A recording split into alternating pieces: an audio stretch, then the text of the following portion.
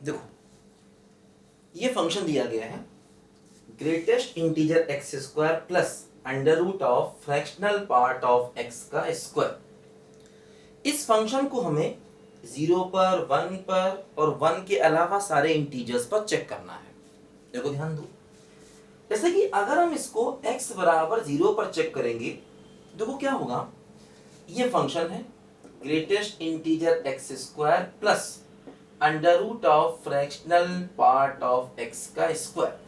देखो अगर हम x को 0 रख दें तो 0 का greatest integer plus fractional part of 0 क्या हो जाएगा 0, 0 का स्क्वायर क्या हो जाएगा 0। तो मतलब x बराबर 0 पर y की वैल्यू 0 आ गई, ध्यान दो, है ना।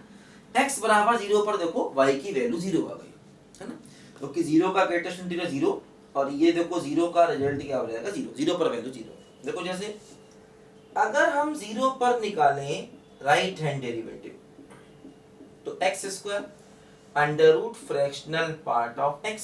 देखो अब मैंने बताया था कि फ्रैक्शनल पार्ट को ग्रेटेस्ट इंटीजर में बदल दो, है ना। देखो ये जाएगा under root x minus greatest integer x का स्क्वायर, ऐसा कर सकते हैं। फ्रैक्शनल पार्ट को ग्रेटेस्ट इंटीजर में बदल दो। देखो क्या होगा, अगर हम 0 पर राइट से जाएंगे तो x स्क्वायर, अब देखो क्या करोगे, ग्रेटेस्ट इंटीजर के सिंबल को हटाना होगा। देखो अगर हम 0 के राइट से जाएंगे तो एक्स स्क्वायर पॉजिटिव होगा और पॉजिटिव का ग्रेटेस्ट इंटीजर 0 होगा। देखो अब देखो ग्रेटेस्ट इंटीजर 0 के राइट से जाएंगे तो ग्रेटेस्ट इंटीजर x की वैल्यू 0 होगी, तो इसका भी क्या हो जाएगा, देखो x माइनस 0 मतलब x का स्क्वायर हो जाएगा। ठीक, अब देखो अगर ये x का स्क्वायर हुआ तो under root of x square क्या होता, मॉड x।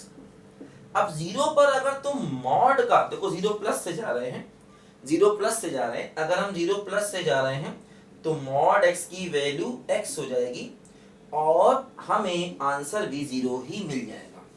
तो मतलब 0 पर इस फंक्शन की, देखो x बराबर 0 पर इस फंक्शन की राइट हैंड लिमिट 0 हो गई, है ना। 0 पर फंक्शन की देखो राइट हैंड लिमिट 0 हो गई, ध्यान दीजिए। अच्छा अब देखो अगर हम 0 पर लेफ्ट हैंड लिमिट निकालेंगे तो देखो लेफ्ट हैंड लिमिट में क्या होगा, x टेंडिंग टू 0 माइनस होगा, ध्यान दीजिए। ठीक, क्या होगा, देखो फंक्शन वही लेंगे greatest integer x square plus under root of fractional part of x का स्क्वायर। अब देखो फिर वही होगा x tending to 0 minus greatest integer x square. देखो फ्रैक्शनल पार्ट को लिखेंगे x माइनस ग्रेटेस्ट इंटीजर का स्क्वायर, ध्यान दो। अब देखो 0 पर राइट लेफ्ट साइड से देखेंगे, अगर हम 0 पर लेफ्ट साइड से देखेंगे तब भी एक्स स्क्वायर पॉजिटिव ही होगा, और अगर एक्स स्क्वायर पॉजिटिव है तो उसका ग्रेटेस्ट इंटीजर 0, यहां भी देखो उसका ग्रेटेस्ट इंटीजर 0 क्योंकि एक्स स्क्वायर। अच्छा देखो ध्यान दो, यहां पर x है, यहां पर ग्रेटेस्ट इंटीजर के अंदर देखो क्या है, बोलो x है, ध्यान दो, है ना। तो अगर आप x को नेगेटिव साइड से लोगे तो ग्रेटेस्ट इंटीजर की वैल्यू -1 हो जाएगी, तो ये x प्लस 1 का होल स्क्वायर आ जाएगा, ध्यान दीजिए, है ना। यहां तो x स्क्वायर है, 0 को पॉजिटिव साइड से लोगे तब भी x स्क्वायर पॉजिटिव, और 0 को नेगेटिव साइड से लोगे तब भी x स्क्वायर पॉजिटिव, मतलब उसका ग्रेटेस्ट इंटीजर 0। लेकिन अगर तुम 0 को नेगेटिव साइड से देखोगे तो ग्रेटेस्ट इंटीजर x की वैल्यू -1 हो जाएगी, है ना, तो इसीलिए वो +1 हो जाएगा। अब देखो ये हो जाएगा 0 टेंडिंग टू 0 माइनस, ये हो गया मॉड ऑफ x प्लस 1। अब अगर आप x को 0 पुट करोगे तो वैल्यू 1 हो जाएगी, क्योंकि देखो मॉडुलस फंक्शन एक कंटिन्यूअस फंक्शन है, आप x को 0 पुट कर सकते हो, कोई समस्या नहीं है, वैल्यू क्या हो जाएगी 1, है ना। कंटिन्यूअस फंक्शन है, आप सीधे सीधे 0 पुट कर सकते हो, नहीं तो डिफाइन भी कर सकते हो, क्योंकि x आप 0 के नेगेटिव साइड से ले रहे हो, तो जब आप 0 के नेगेटिव साइड से जा रहे हो तो इसकी वैल्यू x प्लस 1 ही रहेगी, क्योंकि x माइनस 1 से अभी भी बड़ा है। अगर आप 0 के पीछे चल रहे हो तब भी x माइनस 1 से बड़ा है, और अगर x माइनस 1 से बड़ा है तो इसका मॉड इसी के बराबर रहेगा। यहां से भी आंसर 1 ही मिल जाएगा। और चाहते तो डायरेक्ट भी 0 रख सकते थे, क्योंकि ये कंटिन्यूअस फंक्शन है। कंटिन्यूअस फंक्शन में सीधे सीधे जा करके लिमिट को रखा जा सकता है, यहां से भी आंसर 1 ही आ जाता। तो क्या हो रहा है देखो, लेफ्ट हैंड लिमिट है 1 जबकि राइट हैंड लिमिट 0 और फंक्शन की वैल्यू भी 0। इसका मतलब 0 पर नॉट कंटिन्यूअस है। 0 पर ये फंक्शन है नॉट कंटिन्यूअस और इसीलिए क्या होगा बोलो, नॉट डिफरेंशिएबल भी होगा। ध्यान दीजिए, ठीक। अब देखो 1 पर चेक किया जाए कि 1 पर क्या ये कंटिन्यूअस है या 1 पर क्या ये डिफरेंशिएबल है। देखो तरीका फिर वो ये, क्या सबसे पहले x इक्वल टू 1 पर y की वैल्यू निकालिए। देखो अगर हम ये फंक्शन ले लें greatest integer x square under root of, देखो fractional part of x। Fractional part of x का मतलब हो जाएगा x minus greatest integer x का स्क्वायर। ध्यान दीजिए, है ना, fractional part of x। Fractional part of x हो गया x माइनस ग्रेटेस्ट इंटीजर का स्क्वायर। देखो अगर आप x को 1 लोगे तो ग्रेटेस्ट इंटीजर 1 हो जाएगा 1। यहां देखो ग्रेटेस्ट इंटीजर 1 तो 1 माइनस 1 हो जाएगा 0। देखो y हो जाएगा 1। तो x इक्वल टू 1 पर y की वैल्यू देखो 1 हो जाएगी। ध्यान दो, है ना। अगर आप 1 लोगे, 1 पुट करोगे, 1 का स्क्वायर 1 ही रहेगा। यहां पर 1 माइनस 1 हो जाएगा 0, है ना। तो y की वैल्यू 1 रहेगी। x बराबर 1 पर y की वैल्यू 1 ही रहेगी। ध्यान दो, ठीक। अब हम 1 पर राइट साइड से देखें, है ना। देखो इसको लिखो, मिटाना है जरा, क्योंकि 0 पर चेक किया। अब 1 पर भी चेक करते हैं, फिर 1 के अलावा सारे इंटीजर पर भी चेक करना पड़ेगा। ध्यान दो, है ना, ठीक है। देखो करते हैं, 1 के राइट में चेक करते हैं। 1 के राइट में और 1 के लेफ्ट में देखो हम फंक्शन को चेक करते हैं। ध्यान दो,